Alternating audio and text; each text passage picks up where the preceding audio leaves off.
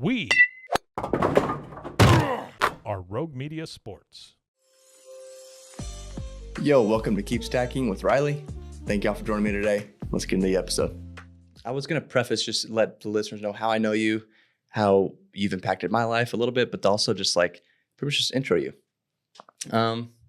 So I was obviously the ICU for 35 days, TIR for a while. Then when I got back home in May, June, I started going to outpatient therapy in Waco at Hillcrest. Antonia ended up being my physical therapist. I worked out with her from June to September, October.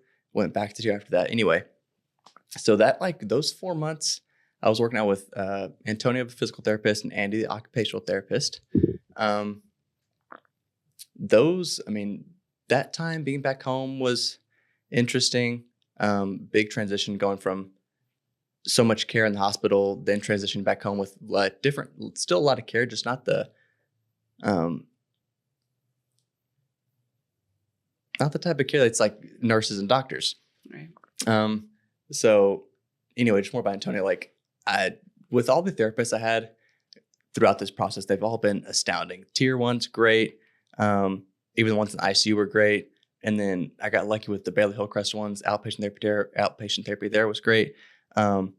But as a patient, it's easy to see when a therapist really cares about the patient and takes the time to get to know them. But most importantly, I think you do a great job of pushing your patients in. Not I never felt uncomfortable. I felt it was the perfect amount of push and love.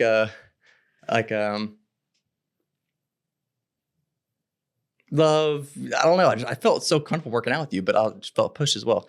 So thank you for that. But My pleasure. The way we're working out was a big adjustment too. You have a lot of knowledge about our human bodies and working out, and you knew that I was an athlete, and it was so refreshing for you to treat me like an athlete, and you recognize how I was easily coachable. I love working out with former athletes too. So it was just easy to tell that you had worked with athletes before. You knew how I like to be coached, and it felt good the whole time. But one thing that's always stuck out is how you push your patients, but also a lot of people in that clinic, is that what you call it? Mm-hmm. Outpatient clinic. Yeah. You're a leadership figure in that clinic as well. Everybody kind of turns to you if they have a question. I'm kind of the old dog. Yeah, you're kind of the old dog. How long have you been there? So I've been in the outpatient clinic for probably 4 years, I think. But I've been in that department. So that department, there's many clinics in that department. I was on the inpatient rehab side for about 6 years before I moved to outpatient. So. And you've just been outpatient for 4 years. Mm-hmm. Okay. Mm-hmm. But anyway, so everybody's always turning to Antonia when there was questions, and this was one of my prouder moments since my accident. I did what do you call it? Where we did the teaching thing. I went to the continuing education course. Yeah. Yeah. So Antonia asked me to be a part of the continuing education course, and I was the patient that was an example of a spinal cord injury. Yeah. And Antonia was the leader in that scenario, but she was showing all the other therapists in the Baylor Scott and White arena, how to work with me, how we did transfers and stuff. What all did we show them that day? Transfers. So we showed them your transfer, your bed mobility. We showed them a transfer where you're more independent. We showed them a dependent transfer where I did more of the work for you. That was still kind of early. Did I go to TIR for the second time at that point? You had just come back. That's right. From I just TIR come back because you got the super quad. Oh yeah. You came back. Did I tell make you me about proud. that? Yes, you did. Yeah. And then getting in and out of bed, and then we showed a few techniques, a few exercises that kind of base exercises that we started when you first started working with me. Yeah, that felt good to be a part of that because I feel like I could. That was my first time I feel like I was making an impact, especially in this community because. At times, it is tough to find therapists that know how to work with spinal cord injuries. Mm-hmm. And Antonia always knew, but then it was nice to share with those people that didn't know as much so that they could help future spinal cord injury patients in the future. So Yeah. that Well, was- and the biggest impact you had that day was showing people who hadn't had an opportunity to see a person, a quad person who Yeah. could do so much. Yeah. So, a lot of times it's intimidating and they don't know what to expect and they kinda how much just- can yeah. this person do. And then they saw what you could do and it kind of blew their mind to say, wow, he's pretty independent. And I said, yeah. They can do this. Yeah. I am a super quad though. You so are a super there's, quad. there's maybe It's some rare. quads that aren't as super Just as need me. to get you a shirt. But another thing, that was one of the cool moments me and Tony got to spend together. That was in December. Since then, we kind of hang off on and off with other spinal cord injury patients in the area. We have kind of building a good community. Mhm. But first thing I wanted to touch on with Antonia that I am just interested to learn more about is her time in the military. She shared a couple stories about it, but that was early in your life. What inspired you, or like what led you to be in the Navy? It's really utilitarian beginning to that story. What does that mean, utilitarian? Meaning not as inspirational. It didn't become Okay. inspirational until later. I just didn't have any money Yeah. for college, and I didn't know what I wanted to do. I knew I wanted to be in medicine in some way, but it's like I don't want to be a doctor. I Yeah. don't want to be a nurse, and I didn't really know a lot about the medical field. Were you pretty like sports oriented in high school and stuff? So no, Okay. very How'd much you get so not. competitive? I was a chronic underachiever until I joined the Navy. That's why Yeah. it was a very uninspirational start. I didn't have money for college. I didn't know where to go. No, Yeah. I did not exercise. Yeah. I did not take care of myself. That baffles me. I didn't feel like I had any strong potential. Yeah. I just didn't know what I wanted to do when I grew up, and I didn't have any money to go to college. So I was like, well, I'll do the military thing. Yeah. And get my GI Bill, figure out what I want to do, and then kind of go from there. So I actually was going to join the Air Force because I went to high school in San Antonio, Right. big Okay. Air Force town. And I had all my paperwork ready to go. This is a fun story. And once I turned it into the Air Force office, that was going to kind of be it. The next step was going to be go to MEPS and sign my life away. Mm-hmm. And the Air Force was out to lunch, which, you could insert a joke here. Where do on you that. sign up for the Air Force side? Do they have like just an office? Yeah, like a Okay. recruiting office. Okay. Mm-hmm. It's like in a strip mall type Yeah. of thing. Anyway, and of course, there's the Air Force and the Navy and the Marines and the Army. They all had their office in this little strip mall. And Yeah. Air Force is out to lunch. I locked my keys in the car. A Navy chief comes walking by, helps me into my car. Right, and right, yeah. the next thing you know, he's convinced me to join the Navy instead. So I ended up in the Navy. Was the Navy's office like in the same strip? Yeah. Okay. Yeah. So you was turning the same paperwork and then I think I had to go through a Do it again. different set of paperwork, Okay. but he was very convincing. And Yeah. so, So how much time did you spend in the Navy? 4 years. What's that whole process like? I have no like military. Mm. I have some family that was one was an Army Ranger, but like that has never crossed my mind to go into military. Yeah. So what's the, I guess short and short, but what's the process like? To start. Yeah. So, you sign a lot of paperwork. Gosh, this was a long time ago, so I Yeah. have to reach into my memory a little bit. But, and then you go to MEPS, which is like the processing center. You sign a lot more paperwork. Yeah. Before you join, you have to take the ASVAB, which is like the aptitude test to Okay. decide where Is it your like areas. an IQ test? Similar. Okay. Yeah. Yeah. I actually took it as a junior in high school just because I wanted to get out of class. So I Yeah. just Christmas treated. Oh my goodness. So that was, sealed my fate a little bit, but in a good way, so then they offer you based on your aptitude, they offer you a variety of jobs that are available to Yeah. take at that time, that are open.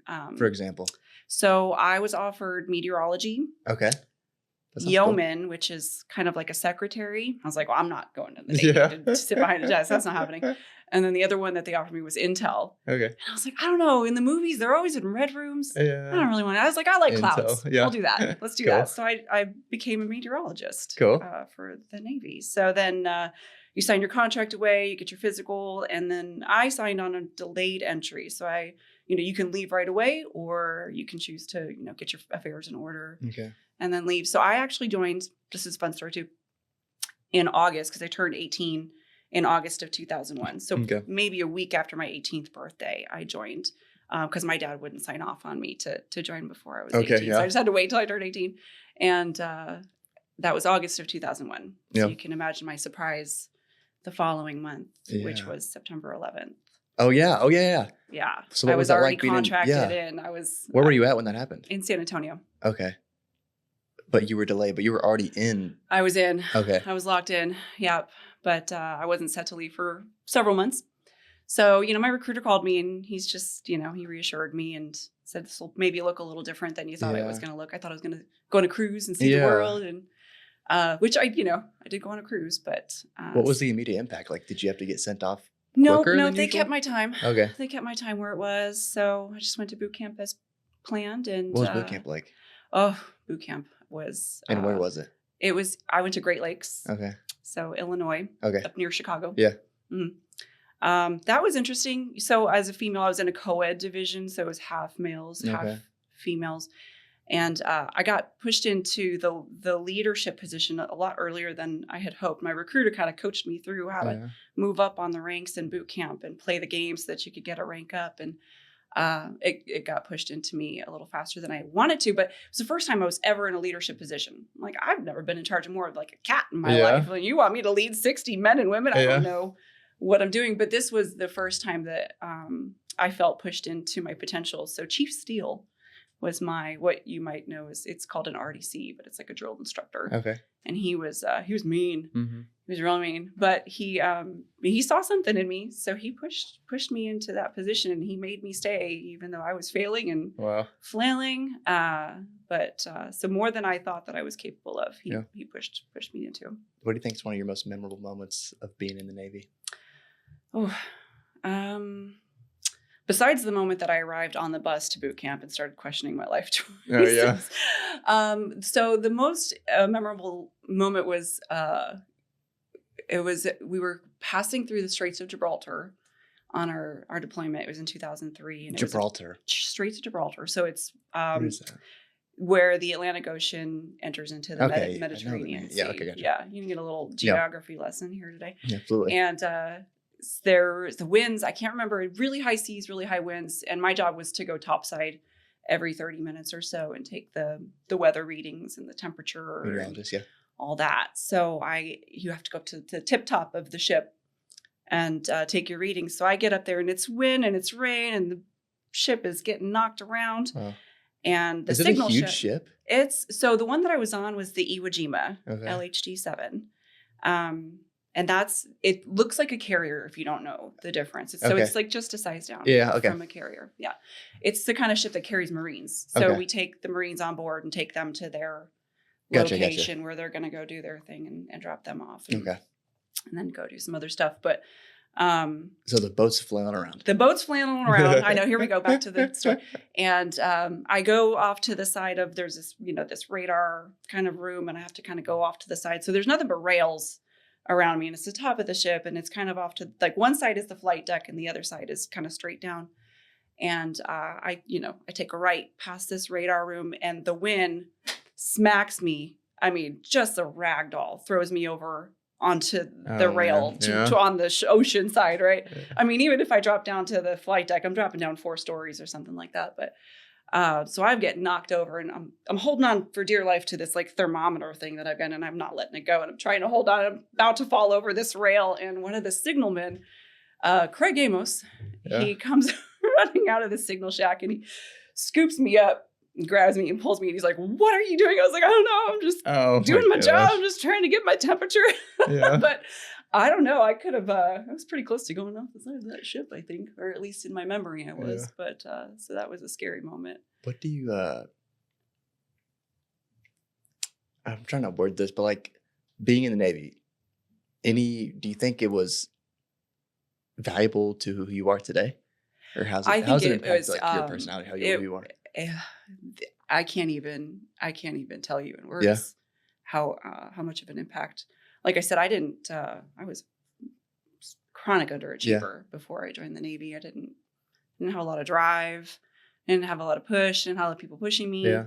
Do you have siblings? I have older brothers. Okay. You're the only girl? Yes. Okay. Yeah. How many older brothers? 2. Okay. Yep. What's the age difference? I'm asking a lot of questions. They're 2 and 3 years older than me. 2 and 4 years older than me. Yeah, so just close enough that That's kinda like they my were sister. pretty mean to me Yeah. growing up. So It you seems know, like the closer they are, the meaner. oh Because yeah, I am not mean to my sister at all. It's Oh. 15-year difference. oh yes, So yeah, I can yeah, kinda no, understand. the closer you are, the meaner, 100%. Yeah, That's they're funny. both in the Navy also. But yeah, so no, yeah, I didn't realize how strong I was until I was forced to That's awesome. be strong and put Yeah. into situations that I didn't. It's like the I first didn't time you think I got would. really tested. Yeah. Oh yeah, definitely. Yeah, really crucial.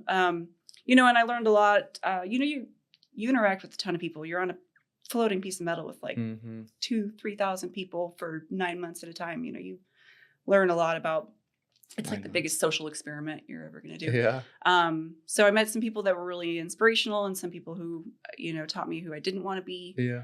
And I had That's a couple important. of that's just as important, Yeah. right? Yeah, being inspired Yeah. in both ways. Yeah. And I had some leaders who, again, really pushed me throughout my time, you know, Yeah. in the Navy and boot camp, and then on the ship, and my chiefs that really pushed me. And I got put into some really humbling situations, you know, scrubbing decks with wire Mhm. toothbrushes, It's and important too. just really brought down low and Cool. brought up high, and all the way around. Yeah. So whenever you joined the Navy, you didn't really know what you wanted to do, and then you wanted to be didn't want to be a doctor, but you did want to be like something medical. So after the Navy, how did you transition into finding your passion for or becoming a physical therapist? Yeah. So, well, I discovered I could exercise. Yeah. When I joined And the the importance of Navy. exercise, yeah. So I got into Yeah. exercise. I was like, oh, this is fun. And I enjoyed it. I actually thought I was going to do personal training for a Okay. while. I was starting to read books about That it. I makes was like, oh, sense. this could be fun. And then I hurt my hip. Oh. I mean, you're up and down those steps and those ladders all day. So I got a bursitis kind of injury in my hip, and just went to the ship's doc, and he gave me some stretches, and he said, oh, Mhm. normally you go to physical therapy, but we'll just do this for now. And I said, oh, what's that? So Yeah. I kind of looked into it. And once we got back stateside after the deployment, I went and shadowed a PT in an outpatient clinic. And Okay. I knew immediately. Like Yeah. there was just no doubt. I was like, this is it, 100%. How'd you end up in Waco? So my husband and I were living in Virginia, Okay. and he retired from the military, and we were looking to move back west somewhere. We landed in Texas, you know, my Yeah. roots in Texas, but you know, we wanted to buy land and have a farm and live Yeah. the Texas dream. But we landed in Waco because he wanted to go to TSTC to school to be a pilot. Okay. So he was a deep sea diver in the Navy. And Cool. He retired. Now he wanted to be a pilot. Oh, I bet he has So- cool stories. Oh, about he's got deep great sea. stories. He Oh, would have been cool. a much better guest. He's got good stories. Yeah. When I met him, he was a deep sea diver who was jumping out of planes in the desert. Okay, cool. And I was like, yeah, that makes no sense. Yeah, I'm not going to no, it ask any doesn't. questions. Anyway, so we came here so he could go to school to be a pilot, and we didn't actually plan on staying in Waco, Yeah. honestly. But What year did y'all move here? I should know this. 2017. Ballpark. Okay. Yes, 17. And Not that long ago. Okay. no, it's coming up. Yeah. 17. No. 8 years. 15, sorry. 15. Okay. 10 years. 10 years. We've been here 10 years. Gotcha. But anyway, I fell in love with my job. We liked Waco. We started having kids, and you know, we decided to stay, and it's been my favorite thing. Okay, so Yeah. physical therapy, you found it. Yep. One thing, if I did discover my passion for physical therapy, I would not choose neurology. Is that the department that you're in? Mhm. So why would you choose the hardest one? Yeah, and that was not what I had intended. When I started school, I thought I was going into sports. Yeah. Sports outpatient. Same. ortho. Yeah, that sounds like 100%. That was what I wanted. Yeah. I did a clinical rotation. So in PT school, you do multiple like 8-week, 12-week clinical rotations. It Okay. depends on the program. So I did a rotation at a university hospital at the inpatient rehab, and I was on the neurologic floor. I just kind of Okay. got assigned to it. You know. Okay, you got assigned to it, okay. Yeah, you don't have a ton of choice. You have a little bit of choice sometimes. Yeah. But anyway, so I'm in my clinical rotation in Richmond, Virginia, and actually it was a spinal cord injury patient who changed my mind. Young girl, car Yeah. accident. She got beat up pretty good. She was quad. So I worked with her. Would you compare it to my accident? Like as Very, far as very similar. Very similar. Yeah. also she had some fractures on her arm and her shoulder blades. So then she really had one arm to work with for a while because she was non-weight bearing on the site that she fractured. So it was intense. Ouch. But that was the moment that, well, that whole rotation, but that patient in particular was my first spinal cord patient, and she made great progress. And it was like, wow, this is. And you think she inspired you to stick with neurology? Oh yeah. That's awesome. Drank the Kool-Aid right away. Cool. Yeah. And it was, no looking back. Yeah. But yeah, as I've like kind of gained knowledge about this whole healthcare realm, and like I see these occupational therapists and physical therapists choose to be in neurology and stick with it. That's inspiring in its own. But yeah, I wouldn't have ever chosen it. No, it chooses I'm glad you did. Yeah. I'm glad you did. And I'm glad that girl happened to get injured at the time that you got assigned to that thing. Mm-hmm. And that's just crazy how things fall into place. I don't believe in coincidences. Same. That's very cool. Yeah. Okay. So you've been a physical therapist within neurology for how long?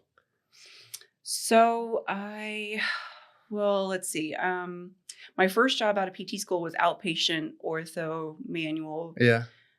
So I didn't get a lot of neurologic patients there. But then I went to a skilled nursing facility in Virginia. And that was where I started contacting neurologic patients. A lot of stroke patients there and a couple MS patients. But then when I moved to Waco and got into inpatient rehab, that was my biggest entry into neurologic patients. Of course, I treated a whole variety of patients, but then I did my, it's called NCS. It's a neurologic clinical specialist certification. So I started that journey. Gosh, I was pregnant with my second child. So that was 2018 that I sat for that board. And you retain knowledge well. Sorry? You retain knowledge well because I just feel like you're like a seasoned 20 plus year veteran on like spinal cord stuff, but like you've been in it for like less than 10. Yeah, well, and that's the purpose of that specialty journey is that you have to study all of it. Yeah. And you take a really intense exam to kind of prove your knowledge, but you also have to have so many clinical hours under your belt. But that was kind of, so you go through all of that and you learn all of this information. You could easily dump it and forget it. But because I was immersed with that population, everything I had studied and tested over was a daily application. I mean, it was very easy to translate the knowledge on paper to the clinical knowledge. And I'm, I'm what we call a neuro geek. Shout out. So that's, it's interesting to me. It's really fascinating to me. And the spinal cord injury population is, I don't really know why I'm very interested in it. There's not, like you said, not a lot of people who are. Right. At least not, outside of a model system. Yeah. But I don't know. It just fascinates me. I just love it. So I've been a quote unquote specialist for what is that, like 7-8 years now? Well, that's cool. I'm glad it fascinates you. But next I just want to talk about like so you've been a physical therapist for about 8-10 years. I've been a PT for about 13 years. 13 years. Yeah. Within neurology, 8 to 10? Neurology, about 8 years, 9 years. Yeah. You've handled a lot of patients. You've worked with so many.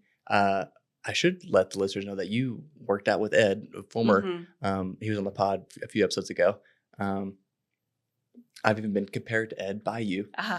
That was also, I felt cool with that too. But who has probably Ed, but who's like been some of the more influential people throughout your physical therapist career? Yeah, besides that first young lady that I told you about, her for sure, really entered me into this scope. Ed was, so I treated Ed in inpatient rehab. Okay. So he was fresh out of the hospital. And you're kind of just getting started too with the neurology stuff, kind of. A little bit. Yeah, a couple years in. Okay. I was a few years in. And but he was my first quad that was as motivated as he was. It's a tough it's a tough thing to do. He was in Waco? You were an inpatient in Waco? Okay. Yeah. So he had a big influence on me and on my love for treating people with spinal cord injuries, because he was very motivated. Obviously, he was also an athlete. Yeah. So he just had that mindset. It There helps, is yeah. something about that athlete Mhm. mindset. And he let me push him, like you said, Mhm. into places that other people in the past were not interested Yeah. in pushing so hard. So he challenged me because I wasn't used to Mhm. getting that. I put him in a manual wheelchair in inpatient rehab. Yeah. And he'd As a been there for quad. like less than 3 months at that point, probably. Yeah. An inpatient. Yeah. And everybody looked at me like I had two heads. I was Yeah. like, let's put him in a wheelchair. And they Yeah. were like, what? And I was like, I think he can do it. Let's Yeah. give him a And chance he to do wants it. to, yeah. And he did. And he did fine. He did great. So like, the pushing the barriers and not having your expectations be too low Yeah. for the patient. They push them into their potential if they want to. Of Yeah, course. if they want Some to. people are not as motivated as you Yeah. guys are, but so I mean, and that was what was similar between you two. Just very motivated, ready to work. Obviously you're going through a lot at that time, but let's go. Yeah. And I'm here for that. Let's Yeah. go. Yeah. I think with the continuing education thing that we did too, we got to show them that kind of the same thing, that you can be pushed if your patient wants to be pushed. Mm-hmm. And I remember saying something to them during that thing, just like how don't be afraid to push. I mean, like you have to be a great, I guess, just receiver of how your patient's reacting to what you're doing. But you got to give them the chance to be pushed as well. Mm-hmm. Don't just baby them right from the start because they don't really know anything else besides getting babied. Because if you're not like me or Ed and you don't know that you want to do it that bad, then maybe you could use a kickstart from the physical therapist as well. Yeah. But And that's part of the job. yeah. I mean, it's nobody comes to us because they're having a great year. Yeah. Especially neurologic therapists, Yeah. right? So clearly people are dealing with a lot, Yeah. from a psychological perspective, not only medical, but and that's part of the job is to be able and willing to motivate people who are not quite able to see Yeah. past what's right in front of them in that moment, understandably so. So you had a great piece of advice for that group besides pushing the patient. I hope you remember because I don't remember. It's right on the tip of my tongue. It had to do with it was a small piece of advice, but I think it was meaningful that you said let your patient know what it is you're going to do Yes. before you do it. Yeah. Which is funny that you have to say that. Yeah. It just helps. I think it helps the patient feel more connected to the therapist, especially when I don't have like any awareness of my body at all. Mm-hmm. It helps me tap in to maybe feel that or try to assist or help get there. Especially with quads and just spinal cord injuries as a whole, like letting the patient know where you're at, what you're doing, why you're doing it too, is all helpful. And I can like try to just make connection with my body too. Well, and that's a good reminder because I think that's something that's probably not uncommon in all healthcare professions. Is, we're used to just kind of grinding and rolling it out and do this and do that without stopping and checking with the person that this is actually affecting. And, And the assumption with spinal cord injuries, I don't expect able-bodied people to understand the lack of feeling that we have, but it's so like to that point, like letting me know where you're touching and how much you're pushing, and especially I like knowing the assistance level. Like, are you giving me all you got, or just a little bit, or like, am I moving at all? Maximum communication with somebody who can't feel their body is imperative to trying to make a connection. I think for me, so 100%. I'm glad I said that too. That's a good thing for me. Yeah, no, it was good. It was good. It was impactful. Yeah. Okay, so physical therapy, most influential thing. We can maybe edit this out, but can you talk about your future with Baylor stuff? Yeah. Spoiler alert. So I just accept. I haven't let this out to my team yet. Well, this goes out in 2 weeks. That's perfect. They'll know then. Or so, longer. Maybe longer. I can delay it. No, too it's fine. Okay, it's cool. Fine. Nice. Good timing. Yeah, it's perfect timing. So I just accepted a position at Baylor University in the physical therapy program, which is still pretty surreal. I'm still absorbing that. Had you always wanted to do something like this? Yeah, it's funny.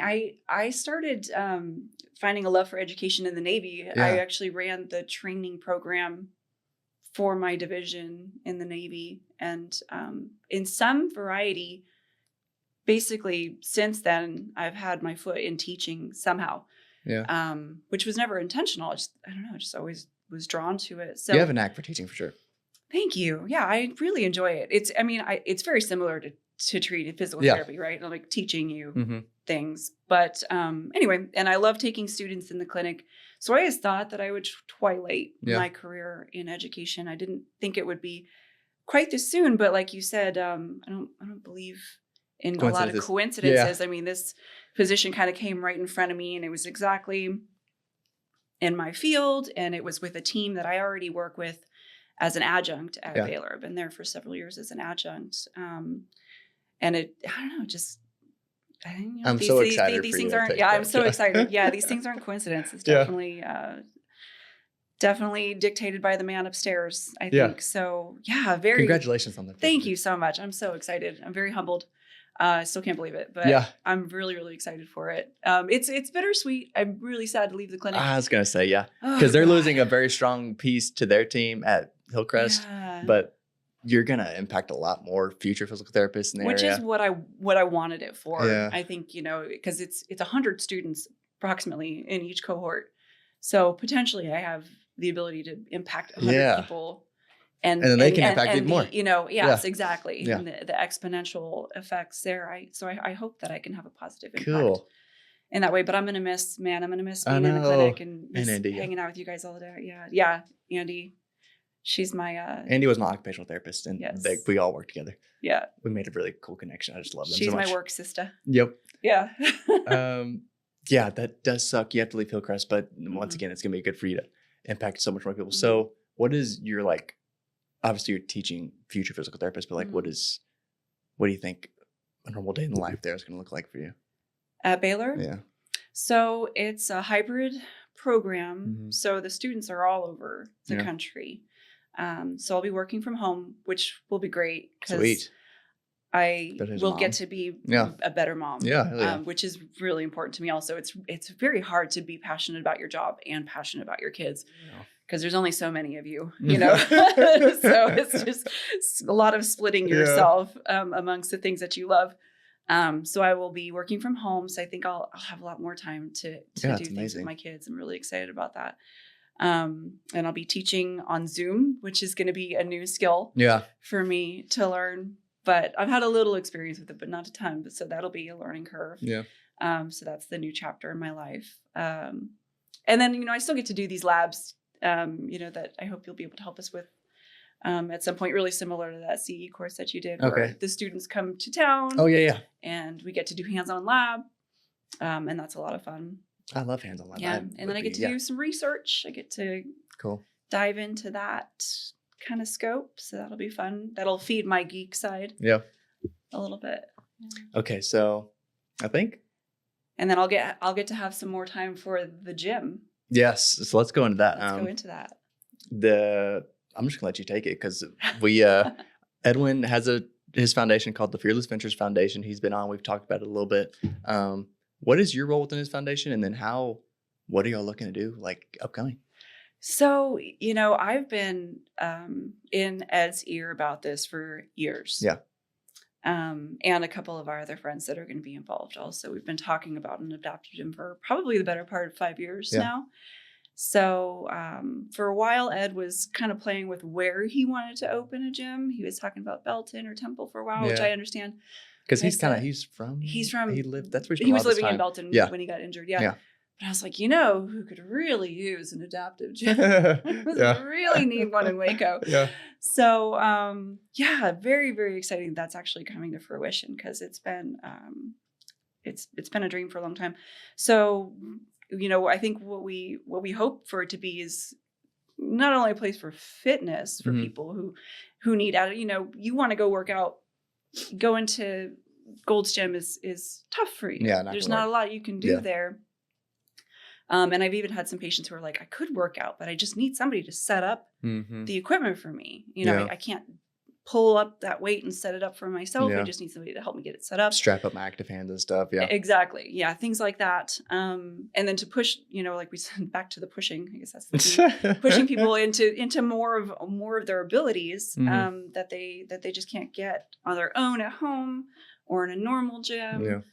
So having that specialized equipment and having people around to help to get you set up in your exercises. My dad's walking in, Hi. everybody. Welcome. Good. How are you? It's good to see you. My dad and my little sister. Yeah. Hey, Dad. Hi. How are you? They're just gonna watch us as Good. we record this Yeah. one. Yep. Yeah, we're chilling. I was gonna say start over. Sorry. You're good. You're good. Do you need a chair? Sure, that'd be cool. Yeah, you look very uncomfortable. Yeah. They're on a Hey, tricycle. Rudy. What's new? Nothing. It's nice to meet you. It's nice to meet So, you. tell me your name again. Sorry to interrupt. No, that's all good. I kind of want it to go like this. We're kind of wrapping up, probably like 15 more minutes. Yeah.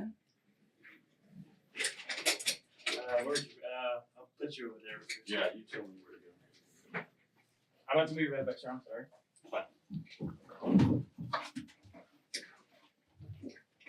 Okay.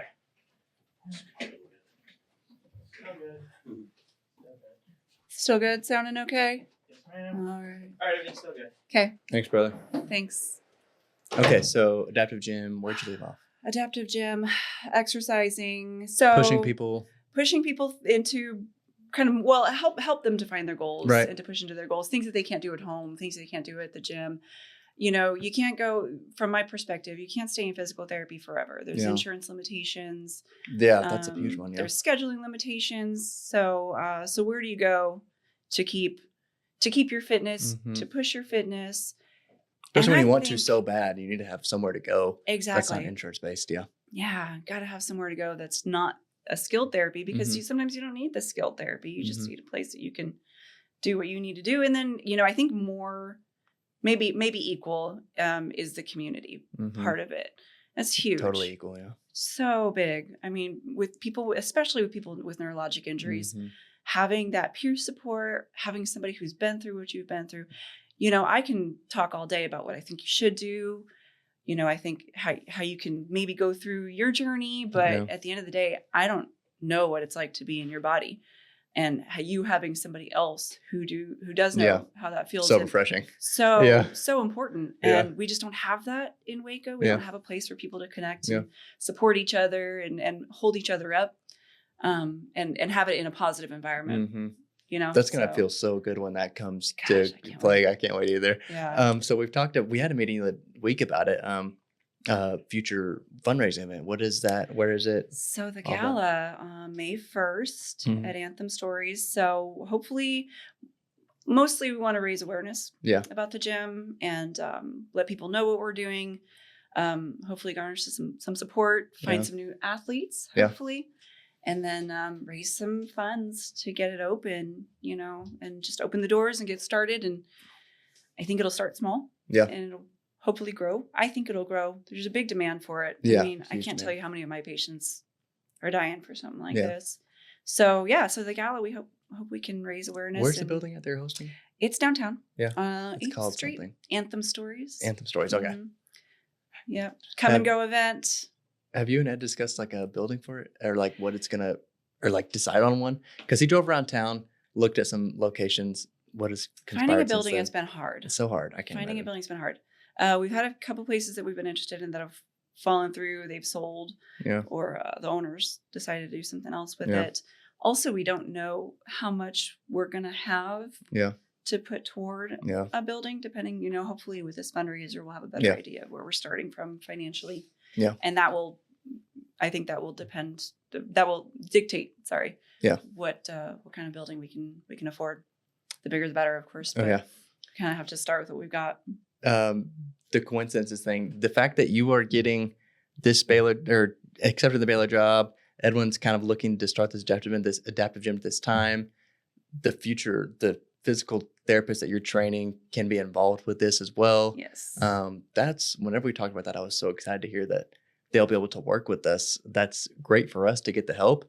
Great for them to learn. Mhm. Everybody wins. That's community. That's like That's a like the definition of community. pretty.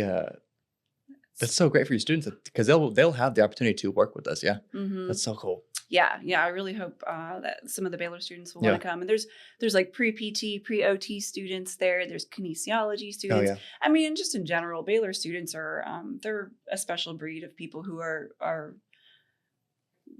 I think they're really driven to Yeah. to serve. For sure. And that's kind of the Baylor creed. Mhm. So I think that's gonna be a big want for help. Yeah. I'm so excited for Yeah. that to come. So that's May 1st. The fundraiser is at that time at the Something Heights building. I'll release something on this episode that says like where they can donate, how they can donate, or I'll talk with Ed like if we can drop the So website if you or go something. to fearlessventures.org, Okay. There's a donation page Okay. that goes directly to the gym. Okay. He just set that up so you can donate directly to the gym, or you can just donate to Ed's foundation. Yeah. It's a nonprofit. Yeah. It's all tax Yeah. deductible. So you can donate now, or you can donate at the gala. Sweet. And I'll be a part of the gala. I mean, we've already Yes. talked about it, but it's like Ed talked about doing some kind of like museum type thing where like I post or like I write something about how I've been, how I would use the gym. Yeah, your story, your Yeah. goals, kind of how you would use a gym, Yeah. what you would want to get out Probably of write it. some more about my past too. Yeah, we talked about doing it in a traditional way where you sell tables, or Yeah. you sell seats, but because we're so new and people don't Yeah. really know what we're doing yet, I think that I said, let's just let people come through and see what we're about. Yeah. And then maybe next year we can do a Yeah. fancy sit down. We'll Definitely kinda gonna have a see. reoccurring one. Yeah. I think it's Um, gonna be fun though. I think it'll be casual, it'll be easy, it'll be Yeah. fun.